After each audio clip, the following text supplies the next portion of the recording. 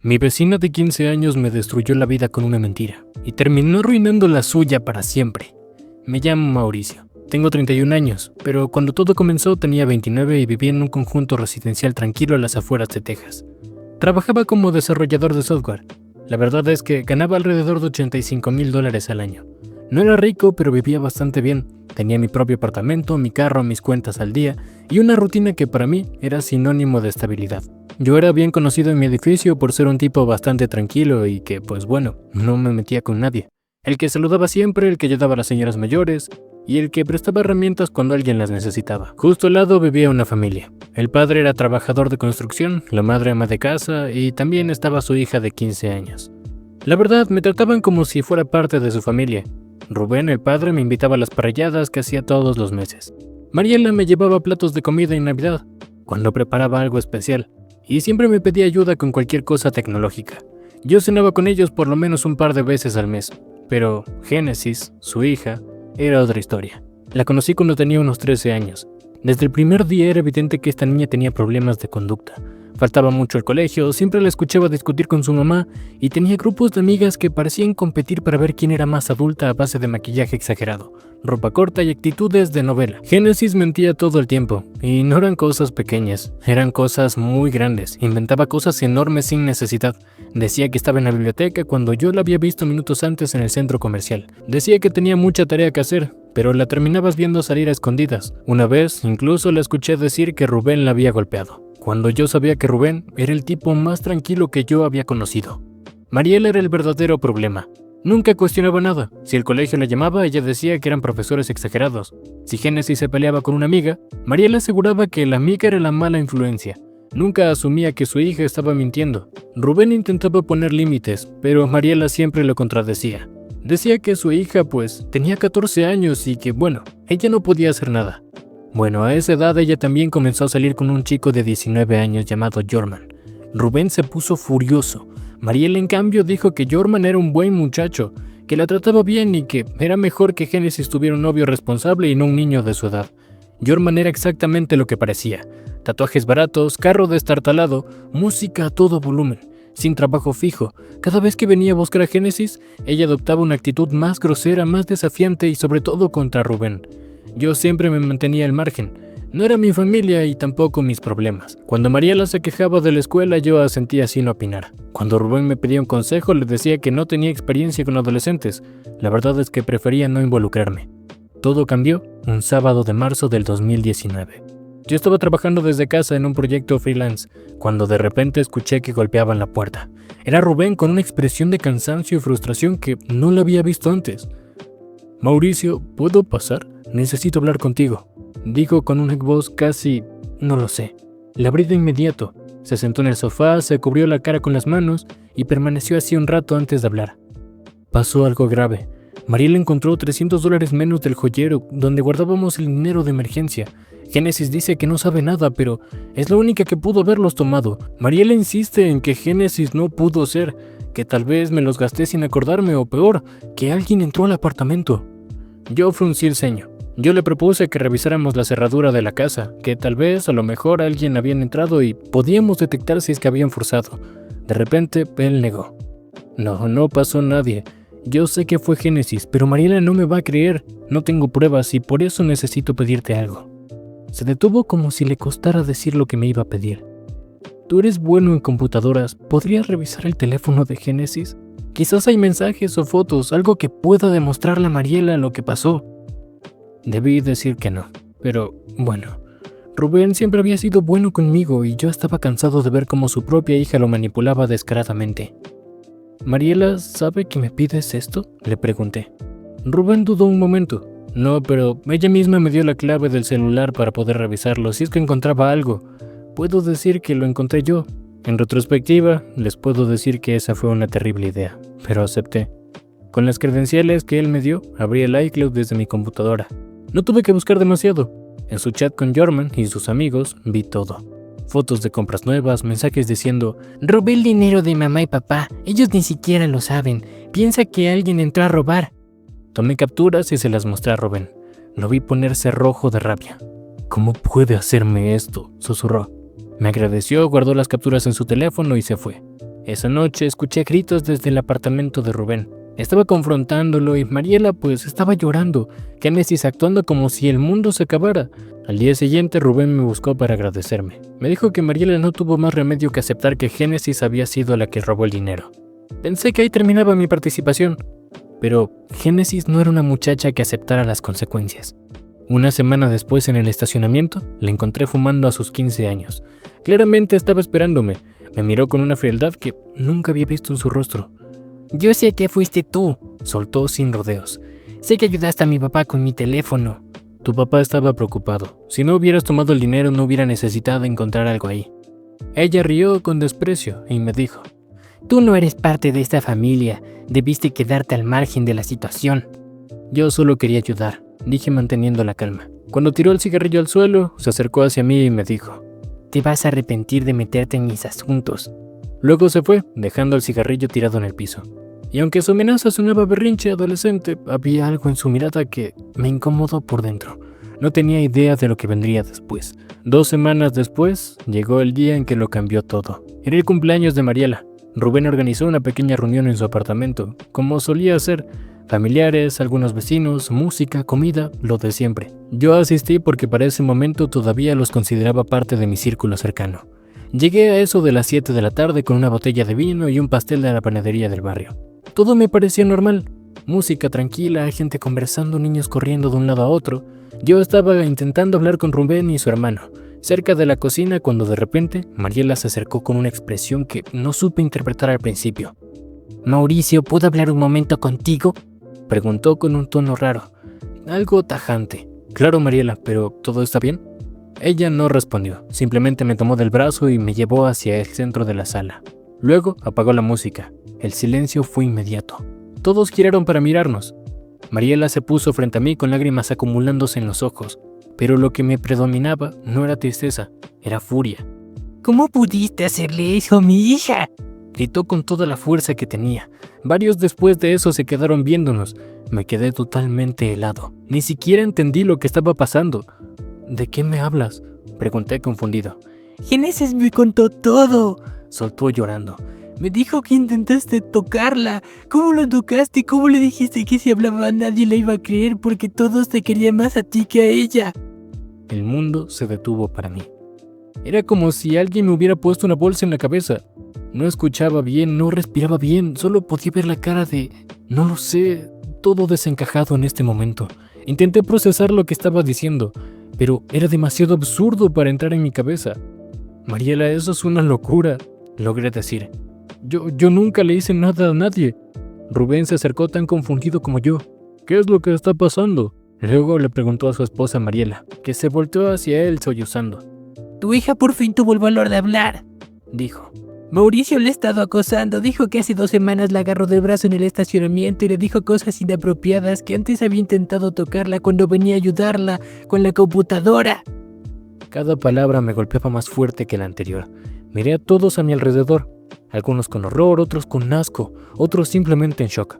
Sentí que todo el suelo se movía. «Eso es mentira», pero mi voz salió débil, como si yo mismo no creyera que pudiera convencer a nadie. «Mariela, tú sabes que yo no soy capaz de eso. Rubén, tú también. Jamás haría algo así. Esto es porque Génesis robó el dinero y los descubrí». «Mi hija no miente», gritó Mariela interrumpiéndome. «Tú espías, invades la privacidad de todos y cuando ella te enfrentó intentaste aprovecharte de ella». Rubén me miró entonces, y ahí fue cuando lo vi. La duda. En ese instante me dolió más que toda la humillación de la fiesta. «Rubén, tú sabes que no es cierto», le dije desesperado. «Tú mismo me pediste que revisara ese teléfono». «Mauricio, creo que deberías irte», murmuró Rubén. «Eso sí, lárgate de aquí», gritó Mariela.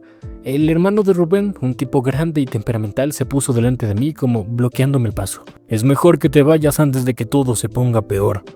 La sala entera murmuraba. Algunos me lanzaban insultos, otros se alejaban como si fuera contagioso. Salí bajo decenas de miradas repulsivas, crucé el pasillo temblando, incapaz de meter la llave en mi puerta. Y la verdad es que, cuando por fin logré entrar, me senté en el sofá sin entender nada, pensando en que no sabía qué es lo que había pasado. No encendí las luces, todo me daba vueltas. No entendía, mi vida entera en minutos se había llenado de una sombra imposible de quitar. Entonces mi teléfono empezó a sonar. Mi hermana, que también había estado en la fiesta. «Mauricio, ¿qué fue eso? ¿Qué hiciste?» «Nada», respondí. «Génesis está mintiendo». Hubo un silencio largo y frío. Mariel estaba llorando y Génesis estaba en shock. ¿Por qué inventaría algo tan horrible? Porque descubrí que había robado y ahora... «No quiero escuchar eso», me interrumpió. «Llámame cuando estés listo para decir la verdad». Luego de eso, colgó el teléfono. Fue la primera de muchas llamadas. 2 horas después me llamó mi madre y me preguntó qué es lo que había estado pasando, con una voz que me hacía sentir un niño otra vez. Al parecer mi hermana le había contado cosas horribles de mí. Yo le conté todo desde el teléfono, el dinero, la amenaza en el estacionamiento. Ella guardó silencio y cuando terminé, pero ella también me dio la espalda. Me dijo que no podía creer que una niña de 15 años pudiera mentir sobre algo así. Me dijo que no quería escucharme y, al final, que no la llamara hasta que dijera la verdad. Y también me colgó. A las 2 de la mañana, la policía tocó mi puerta. 2 oficiales, un hombre y una mujer. «¿Mauricio?» «Sí. Necesitamos que nos acompañe a la estación para responder algunas preguntas relacionadas con la acusación que presentaron en su contra». Ahí supe que mi vida estaba acabada. En la estación me interrogaron durante casi 3 horas. Preguntas repetidas una y otra vez, que si conocía a Génesis, que si había hablado con ella. Yo le respondí que jamás sin sus padres presentes. Me preguntaron incluso que si alguna vez la toqué, si la amenacé. Yo les respondía que ella me había amenazado a mí, les conté todo desde el principio, el dinero, las conversaciones en el estacionamiento. Les ofrecí mi teléfono, mi computadora, mis redes sociales, lo que quisieran. Pero la detective a cargo tomaba notas con una expresión imposible de descifrar. Me dijo: ¿tienes pruebas de que ella lo amenazó? Yo le contesté que pues realmente fue en el estacionamiento y que no grabé nada, pero que hay cámaras que pueden revisar que no hubo nada inapropiado. Me dejaron ir a casa esa noche, pero con una advertencia clara: manténgase alejado de esa familia mientras continúa la investigación. No me arrestaron, pero eso no me tranquilizó. Al llegar a mi apartamento, no había podido dormir nada. El domingo entero me la pasé sentado sin moverme, con la cabeza apoyada en las manos. Tenía la sensación de que cada segundo que pasaba era una cuenta regresiva hacia algo peor. Ese lunes fui al trabajo como si nada. Había trabajado 4 años en esta empresa, tenía una buena reputación. Mis jefes confiaban en mí, círculo cercano, y siempre me creían. Pensé que allí estaría a salvo del caos. Pero a las 10 de la mañana me llamaron de Recursos Humanos. La directora me esperaba con el rostro completamente neutro, como si ya supiera exactamente qué iba a decir. Me dijeron que habían recibido información policial y que bueno, yo sentía un nudo en el estómago cada vez que me hablaba.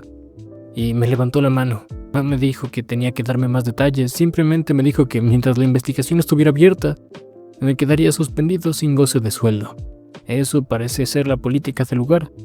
Luego, después de esto, traté de refutar diciendo que llevaba años trabajando aquí y que nunca había hecho eso.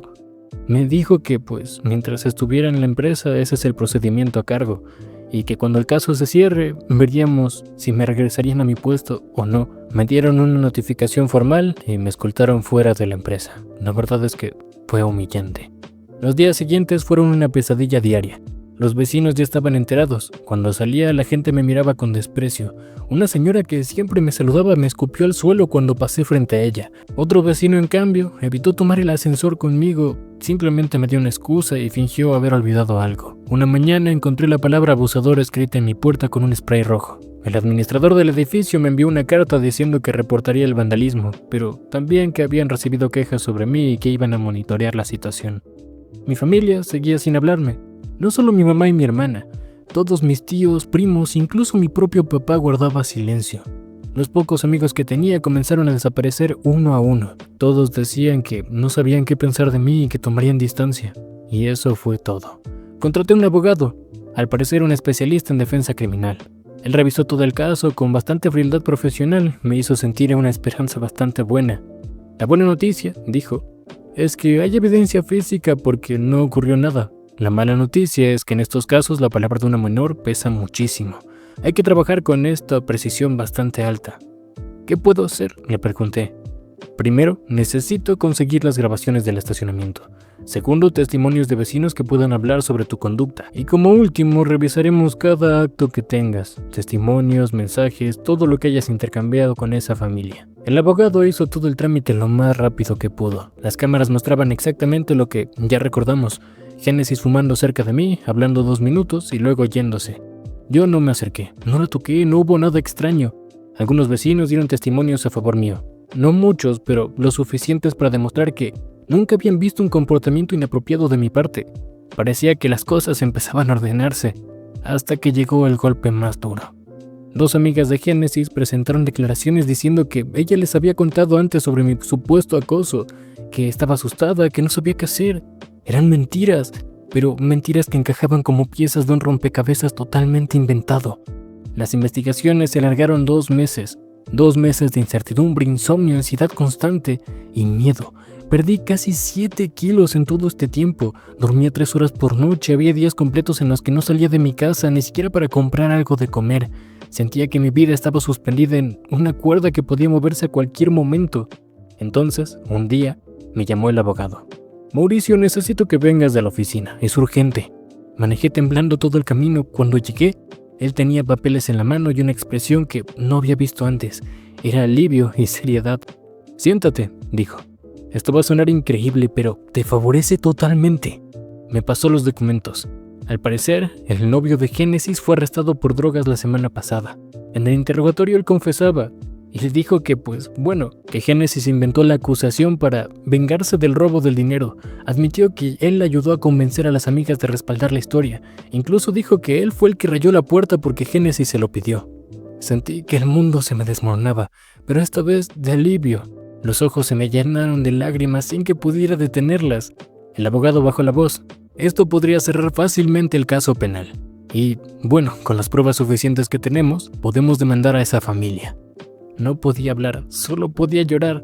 Después de 2 meses de vivir un infierno del que pensé que jamás saldría, la investigación quedó oficialmente cerrada. La detective me llamó personalmente. Me dijo que, habían lamentado el sufrimiento que me causó la investigación y que determinó que todo era falso. Mi registro quedó completamente limpio y con la puerta abierta a presentar cargos. Agradecí la llamada, pero no sentí alivio. Sentí vacío. Después de 2 meses siendo tratado como un monstruo, la simple idea de que todo estaba limpio no me devolvía nada de lo que había perdido. Ahí fue cuando le dije a mi abogado, ¿sabes qué? Quiero demandar, quiero que paguen cada segundo de esto. Él asintió sin sobrepensar. Lo imaginaba, tenemos base para una demanda bastante sólida. Presentamos la demanda contra Génesis y su madre, por un total de $350,000, que incluían daños emocionales, pérdida de ingresos, todo lo que podía demandar, lo hice. Cuando la familia recibió la notificación, Mariela me escribió mensajes desesperados. Mauricio, por favor, hablemos, fue un malentendido, mi hija estaba confundida. La bloqueé de inmediato. Un día, Rubén tocó mi puerta. La verdad es que no me atreví a abrir. Simplemente me escuché cómo deslizaba una carta por debajo. Tenía una disculpa escrita en mano, llena de culpa y vergüenza, pero no la pude leer completa. La rompí en ese momento. Mi familia, la misma que me dio la espalda sin preguntar nada, se enteró de la verdad porque la noticia salió en los medios locales. Adolescente admite haber fabricado situaciones falsas contra su vecino. Mi teléfono comenzó a sonar otra vez. Mi hermana lloraba al otro lado de la línea pidiéndome perdón al igual que mi madre. Yo escuchaba, pero por dentro no sentía nada, ni rabia, ni alivio, ni reconciliación, nada. Por otro lado, la empresa en la que trabajo me ofreció volver con una compensación de $10,000 que rechacé. Me suspendieron sin escucharme y me trataron como culpable automáticamente. No puedo trabajar en un lugar en el que no tomaron en cuenta mi versión. En ese mismo año renuncié. Mientras tanto, el caso civil avanzaba. El abogado de la familia era claramente de bajo presupuesto. Intentó argumentar que Génesis estaba traumatizada, que había sido manipulada por su novio y que era solo una niña confundida. Por otro lado, mi abogado argumentó todo lo que podía decir. Presentó las pruebas, el historial de las mentiras de Génesis, las faltas escolares, mentiras documentadas, el robo, testimonios de vecinos que hablaban de su conducta problemática y los mensajes de todas las conversaciones con su novio. Todo. Finalmente, el juez emitió su fallo y me dieron daños totales de $275,000. No era todo lo que pedíamos, pero era una cifra enorme para esa familia. La verdad es que no tenían ese dinero. Tuvieron que vender su carro, vaciar sus ahorros y al final vender el apartamento. Se mudaron a una zona mucho más deteriorada. Génesis perdió absolutamente todo. Su mentira se hizo pública en la escuela, la expulsaron y sus amigas la abandonaron. Perdió una beca que recién había conseguido. La rechazaron de todos los colegios a los que intentó entrar después de que su nombre estaba asociado al caso. Su novio terminó en prisión durante mucho más tiempo, por todo lo que había hecho además de las drogas. Génesis quedó aislada, sin educación, sin reputación y definitivamente sin futuro. Pero yo no estuve ahí para verlo. Con el dinero de la demanda, tomé mis ahorros y me fui del lugar. Me mudé a otra ciudad mucho más lejana. Y la verdad es que nuevo estado, nueva ciudad y nueva vida. Conseguí un trabajo remoto que pues ganaba incluso más que el anterior. Poco a poco mi vida se ha ido arreglando. Han pasado varios años de esto y es que la verdad me siento mucho más tranquilo. Incluso conseguí una pareja, pero tuve que explicarle toda la situación. Ella solo lamentaba que me había pasado lo que me pasó. Mi venganza, si es que cabe en la palabra, nunca fue conseguir que esa familia terminara arruinada. Yo no hice absolutamente nada, no intenté arruinarles la vida por mi cuenta. Solo me aseguré de que enfrentaran todas las consecuencias que la ley permitía. Cobré lo que el sistema me permitió cobrarles, y la última vez que supe algo fue hace un año. Mi abogado me llamó para decir que Mariela había intentado reducir los pagos alegando dificultades económicas extremas. El juez revisó los documentos y descubrió que al parecer ella transfirió parte de sus bienes a su prima, para poder argumentar que no tenía absolutamente nada. Pero el juez determinó que eso había sido totalmente un fraude y amplió los plazos de pago con intereses acumulados. La verdad es que ahora está obligado a entregarme más de $500 al mes, una cuota que prácticamente vacía su cuenta todos los meses. Mariela vive ahogada en deudas y con una reputación arruinada, y yo sigo adelante. Sobre Génesis, me dijeron que pues ella seguía viviendo con sus padres en un apartamento diminuto al que se mudaron. Ya tenía alrededor de 18 años, no tenía diploma, con un antecedente por denuncia falsa, sin referencias laborales y con una vida totalmente arruinada. Por otro lado, mi familia intentó reconectar conmigo. Mi mamá me manda mensajes cada mes preguntándome cuándo voy a ir a visitarla. Mi hermana me invitó a su boda que pues la verdad no he respondido nada. Tal vez algún día pueda perdonar lo que hicieron. El hecho de que me abandonaran tan rápido que prefirieran creerle a alguien más que no creerme a mí, rompió algo dentro de mí que todavía no puedo reparar. Hace un tiempo me preguntaron que si me sentía un poco mejor con lo que les pasó. La verdad es que no me siento mejor. Solo espero que se encuentre bien, en especial Rubén, quien, bueno, él no tiene la culpa de lo que pasó. Lo que les pase ahora no tiene impacto en mi vida. No los odio, no los recuerdo con rabia. Simplemente dejaron de existir en mi mapa emocional. Mi venganza es no tenerlos presentes, y con eso pues me quedo mejor. No considero que yo sea la víctima, tampoco me considero un héroe, solo alguien que sobrevivió a una mentira devastadora. Spider-Chems. Hey tú, alto ahí guapo, ¿qué crees que estás haciendo? Dale like al video, comenta un comentario en la cajita de comentarios y suscríbete al canal si te gustó este video.